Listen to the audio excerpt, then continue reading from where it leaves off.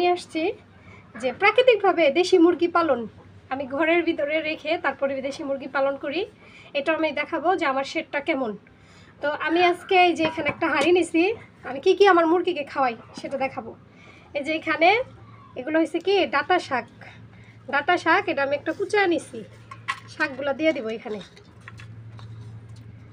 তারপরে এই যে এগুলো হয়েছে, এগুলো তো মনে হয় কম বেশি সবাই চেনেন, এটা হচ্ছে সাজনা পাতা। সবগুলো সাজনা পাতা আমি এখানে দিয়ে দিব মুরগির জন্য। আর এই সাজনা পাতাটা মুরগির ক্যালসিয়াম ভিটামিন সব কিছু বলেন, সাজনা পাতাতে মনে করেন অসুস্থ রুগীও ভালো হয়ে যায়, আর মুরগি তো সুস্থ থাকবেই, এটাই তো সাজনা পাতার গুণ।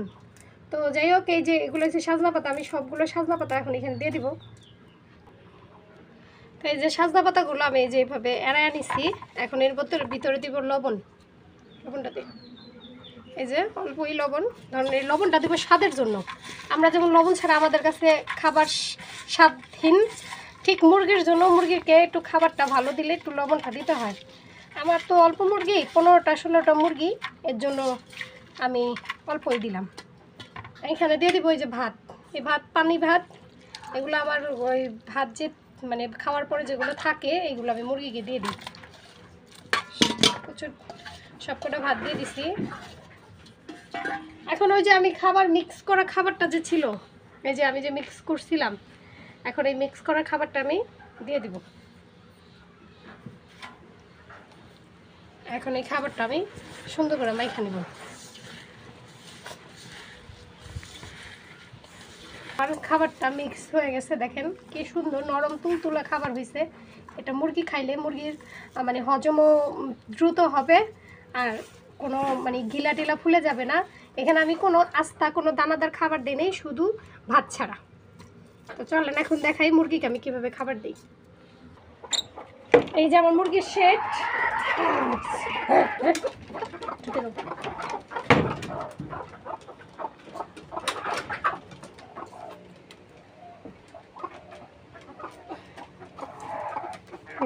মুরগিকে খাবার দিতেছি।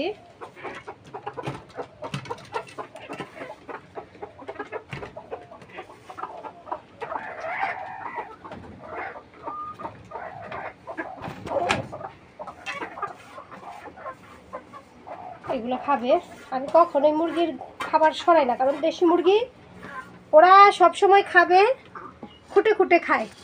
সেক্ষেত্রে ওরা এভাবে যেন ওদের ঘিলাটা কখনো খালি না থাকে, আমি ওইভাবে সবসময় খাবার দিয়ে রাখি।